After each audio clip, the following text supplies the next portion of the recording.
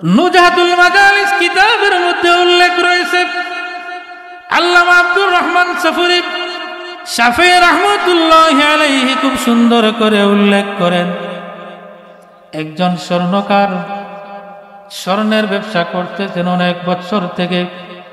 তিনার বাড়ির মধ্যে একজন যুবক পানি আনা নেওয়ার দায়িত্বে নিয়োজিত ছিল। দীর্ঘ 18 বছর 20 বছর হয়ে গেল। নদী থেকে পানির পাত্র ভরে পানি নিয়ে ঘরের মধ্যে দেয়। বেচারার কোনো সন্তান ছিল না, স্ত্রী এবং তার স্বামী এই দুইজন ছাড়া আর কোনো পরিবারের লোক ছিল না। ওই যুবক 18-20 বছর যাবৎ পানি নিয়ে দেয় ঘরের মধ্যে। কোনোদিন কোনো সময় খারাপ কুমন্ত্রণা তার ভিতরে আসে নাই। একদিনও কোনোদিন এক মুহূর্তের জন্য কোনো খারাপ মনোবাসনা আসে নাই। স্বর্ণকারের স্ত্রী কিন্তু খুব সুন্দরী ছিল। দীর্ঘ 18 বছর 20 তার মনের মধ্যে খারাপ ধারণা আসে নাই। হঠাৎ একদিন পানি নিয়ে দেওয়ার সময় তার মনের মধ্যে খারাপ কুপ্রবৃত্তি এসে গেল। নাউজুবিল্লাহ। পানি নিয়ে ঘরের মধ্যে দিল। ওই স্বর্ণকারের স্ত্রীকে ডাক দিয়ে বলল, মা গো এদিকে আসো। আসার সাথে সাথে মনের অবস্থা পরিবর্তন হয়ে গেল। চিন্তা আসলো, এত সুন্দর কোনোদিন তো ভালো করে ফলো করি নাই। এই বলে সে হাতের মধ্যে এইভাবে ধরল খারাপ কাজ করার জন্য। নাউজুবিল্লাহ। স্ত্রী দৌড় মেরে অন্য রুমে দরজা বন্ধ করে বসে কাঁদতে কাঁদতে যার হয়ে গেলেন। আর বললেন, ওগো মাবুদ, আমার জীবনে তো কোনোদিন তোমার অনিষ্টের কারণ হয় এমন কোনো কাজ করি নাই। ওগো আল্লাহ, তাহলে আজকে কেন আমাদের যুবক আমার সাথে এই কাজ করলো? এই কথা বলতেছে আর স্ত্রী কান্নাকাটি করতেছে। স্বর্ণকার বাড়িতে ফিরে আসছে দুপুর বেলা খাবার খাওয়ার জন্য। স্ত্রীর কান্না দেখে জিজ্ঞাসা করলো, স্ত্রী রে, প্রতিদিন তোমাকে ঘরের মধ্যে রেখে যাই, তুমি এত মায়ার স্ত্রী আমার, আজকে তুমি কাঁদো কেন? কাঁদার কারণটা কি? স্ত্রী বলল, ওগো পানের স্বামী গো, দীর্ঘ 18 বছর 20 বছর যাবৎ যুবক আমাদেরকে পানি দান করে, কোনোদিন কোনো সময় আমার সাথে কোনো খারাপ ব্যবহার করে নাই। আজকে আমার হাত ধরে খারাপ কুপ্রস্তাব দিয়েছে, এজন্য আমার মনের অজান্তেই কান্না বেরিয়ে আসতেছে। নাউজুবিল্লাহি মিন যালিক। স্ত্রীর এই কথা শুনে স্বামীও কাঁদতে কাঁদতে যার হয়ে গেল। স্ত্রী এবার বলল, ওগো প্রাণের স্বামী, আমি না হয়ে কাঁদতেছি আমার সাথে খারাপ কাজের প্রস্তাব দেওয়ার জন্য, মনের কষ্টে কাঁদতেছি, মনের কষ্টে আমি কাঁদতেছি, কিন্তু আপনি কাঁদেন কেন? কাঁদার কারণ কি? আপনাকে তো সে কোনো খারাপ কাজ করে নাই। এবার স্বামী বলল, না না, এইটা হচ্ছে আমার বদলাই, এটা হচ্ছে আমার প্রতিদান। তাহলে প্রতিদানটা কি, বদলাই কি? বুঝলাম না। স্বামী এবার বলল, আমার প্রাণের স্ত্রী রে, আমি এত বছর যাবৎ ব্যবসা করতেছি, স্বর্ণের ব্যবসা করতেছি, কোনোদিন কোনো মানুষ, অসংখ্য কাস্টমার, অসংখ্য ক্রেতা আমার দোকানে আসা যাওয়া করতেছে, অনেক সুন্দরী মহিলাও আসা যাওয়া করতেছে, কোনোদিন আমার মনের মধ্যে খারাপ দৃষ্টি আসে নাই। আজকে সকালবেলা আমার দোকানের মধ্যে সুন্দরী স্ত্রী এসেছে, হাতের মধ্যে চুড়ির পরিমাপ করতে গিয়ে আমি হাত ধরেছি আর কুপ্রস্তাব তাকেও আমি দিয়েছিলাম। আল্লাহ ওই প্রতিদান স্বরূপ তোমাকে দিয়ে দিয়েছে। সুবহানাল্লাহ। এই দুনিয়া হলো বদলাইয়ের জায়গা, প্রতিদানের জায়গা।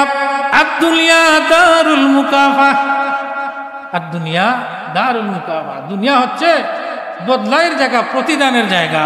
যা করবেন এই দুনিয়াতে পেয়ে যাওয়া লাগবে। এটা হক 10 বছর 20 বছর 40 বছর মৃত্যুর আগে আপনি এটা পেয়ে মরবেন। আমার প্রাণের স্ত্রীরে, দীর্ঘ এত বছর হয়ে গেল, কোনোদিন আমার মনের মধ্যে খারাপ কোনো ধারণা আসে নাই। সুন্দরী অনেক মহিলা পেয়েও খারাপ কাজের ধারণা আমার মনের মধ্যে আসে নাই। কিন্তু আজকে আমার দোকানের মধ্যে সুন্দরী মহিলা আসার হাতের মধ্যে যখন চুড়ি লাগিয়ে দিলাম, তখন আমার মনের মধ্যে কুমন্ত্রণা এসে গিয়েছিল। আর ধরে আমি কুপ্রস্তাব দিয়েছিলাম, সেও রাজি হয় নাই, সেও কাঁদতে কাঁদতে দোকান থেকে চলে গিয়েছিল। আল্লাহ এই বদলাই হিসাবে তোমাকে দ্বারা আমাকে এই প্রতিদান দান করেছেন। সুবহানাল্লাহ। এবার স্বর্ণকার কি করলো, স্ত্রীকে বুঝাইয়া কান্না বন্ধ করে খাবার দাবার করে ওই এলাকার বড় একজন আলিমের কাছে চলে গেলেন, গিয়ে ওই ঘটনাটি বললেন। আলিম সাহেব এবার তিনি বললেন, আমার আল্লাহর বান্দারে, এই তুমি যে এই কথা আমাকে শুনাইছো, এই কথা সত্যি। এই দুনিয়া হলো বদলাইয়ের জায়গা, এখানে যা করবে তা কিছু তোমাকে পেয়ে যাওয়া লাগবে। এত সকাল যে তোমার এই বদলাই পেয়ে যাবে কল্পনা করা যায় না। নিশ্চয় তোমার সামনের জিন্দেগি গঠন করার জন্য আল্লাহ তোমাকে সাথে সাথে এই পরিণাম দিয়ে দিয়েছে। সুবহানাল্লাহ। এবার ওই মাওলানা সাহেব তাকে নিয়ে ওই এলাকা ওই তৎকালীন বাদশার কাছে নিয়ে গেলেন। বাদশাকে গিয়ে বললেন, বাদশা গো, এইরকম ঘটনা ঘটেছে, দয়া করে আপনি কোনো কিছু বলবেন কি? বাদশা এবার চিন্তা করলেন, অবাক করা কাণ্ড হয়ে গেল। এই দুনিয়া বদলাই জায়গা ঠিক জানি, কিন্তু এত সকাল এটা বাস্তবে পরিণত হবে সেটা কল্পনার বাহিরে।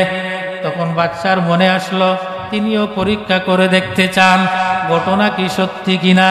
তিনি পরীক্ষা করার জন্য তিনার মেয়েকে কি করলেন, পাঠালেন বাজারে। বললেন, মা গো, তুমি বাজারে যাও, একটু সদাই পাতি করে নিয়ে আসো। বাদশার মনের মধ্যে চিন্তা আসলো, আমি তো বাদশা, আমার মেয়ের দিকে কেউ হয়তো তাকাতে না পারে, ভয়ে করে হয়তো বাদশার মেয়ের দিকে কিভাবে তাকানো যায়, এই চিন্তা করে হয়তো বাদশা চিন্তা করলেন, এই চিন্তা করে হয়তো আমার মেয়ের দিকে কেউ তাকানোর সাহস করবে না। তখন মেয়েকে বললেন, মা চলে যাও, একটু সদাই পাতি করে নিয়ে আসো। পিছনে পিছনে গোয়েন্দা লাগিয়ে দিলেন একটি মহিলাকে বললেন, তুমি আমার মেয়ের পিছনে পিছনে যাবে, কিন্তু আমার মেয়ে যেন টের না পায়, আমি তোমাকে গোয়েন্দা নিযুক্ত করে দিয়েছি। আমি পরীক্ষা করতে চাই আমার মেয়ের ভিতরে তাকওয়া আছে না আমার মেয়ের ভিতরে তাকওয়া নাই, পরীক্ষা করব। আর 2 নম্বরে পরীক্ষা করতে চাই এই দুনিয়ার বদলাইয়ের জায়গার পরিণামটি সকাল পাওয়া যায় কিনা। সুবহানাল্লাহ। এবার বাদশার মেয়ে সামনে যে হাঁটতেছে, পিছন ওই মহিলা হাঁটতেছে। বাজারে গিয়ে সদাই পাতি করে বাড়িতে ফিরে আসলেন। কোনো মানুষ বাদশার এত সুন্দরী সুদর্শনা মেয়ে দেখে কোনো মানুষ তার দিকে তাকায় নাই বলে বাদশার মেয়ে দৃষ্টি সেদিকে পড়া মাত্রই দৃষ্টি ফিরিয়ে নেয়। বাদশার মেয়ের দিকে যদি কুপ্রবৃত্তি নিয়ে তাকায় তাহলে না জানি বাদশা কাতল করে ফেলবে। এই মনের চিন্তায় মানুষ কোনো সময় বাদশার মেয়ের দিকে তাকানোর সাহস করে নাই। এবার মেয়ে যখন ফিরে আসলো, অন্দর মহলের প্রথম গেট যখন প্রবেশ হলো, দ্বিতীয় গেটে যাওয়ার সাথে সাথে সিকিউরিটি গেট ম্যান আর দাঁড়িয়ে থাকতে পারে নাই।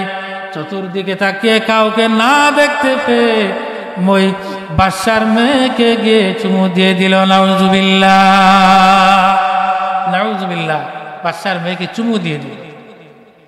বাদশা কিন্তু উপরতলা থেকে দেখতেছেন আর চোখের পানি ফেলে কাঁদতেছেন, ঝরঝর করে কাঁদতেছেন।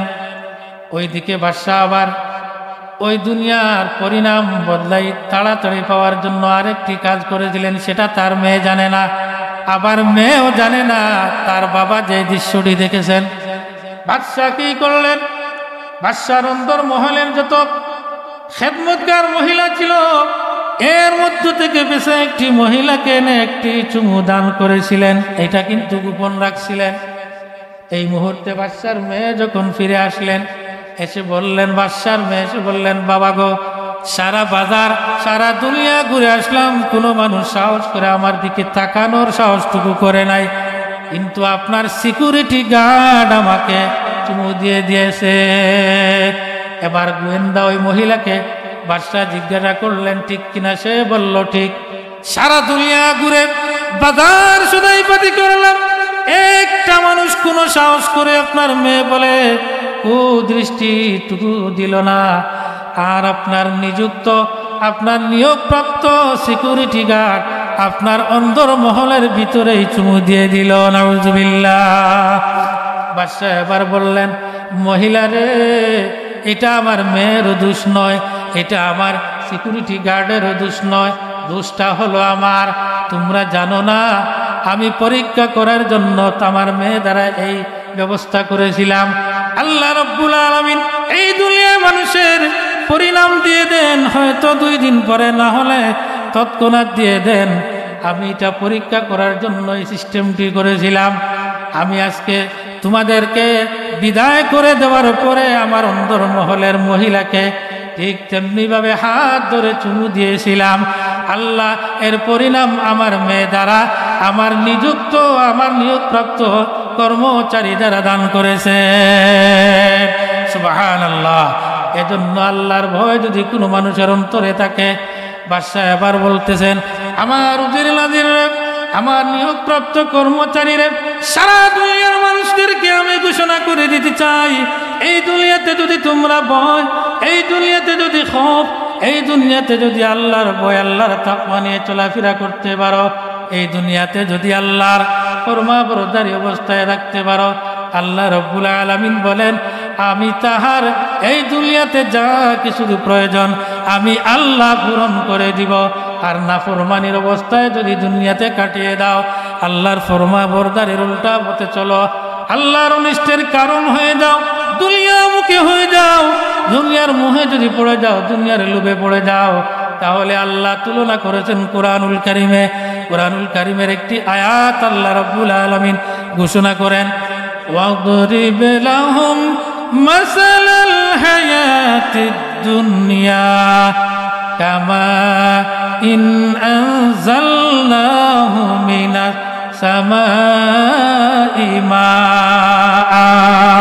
সুবহানাল্লাহ বলে আল্লাহ রাব্বুল আলামিন বলেন, এই দুনিয়ার মুহে পড়ে আল্লাহ থেকে যারা সরে যায়, আল্লাহর ভয় থেকে যারা সরে যায়, আল্লাহর খৌফ থেকে যারা সরে যায়, আল্লাহর অনিষ্টের কারণ যারা হয়ে যায়, দুনিয়ার মজায় যারা পড়ে যায়, দুনিয়ার মুহে যারা পড়ে যায়, আল্লাহ তাদেরকে পানির সাথে তুলনা করেছেন। কারণ পানির মধ্যে যদি কোনো মানুষ নামে, সমস্ত শরীর ভিজে যাবে, কাপড় চোপড় ভিজে যাবে। এই দুনিয়ার মোহে যারা পড়ে যায়, তাদের আমল নামাটুকু আল্লাহ এমনি ভাবে বরবাদ করে দেন। নাউযুবিল্লাহি মিন যালিক। এজন্য নফসের সাথে জিহাদ করা প্রয়োজন। নফসের সাথে তাকওয়া ভিত্তিক জীবন গঠন করার জন্য সর্বপ্রথম কাজ হলো ধার্মিকতাকে বাড়াতে হবে।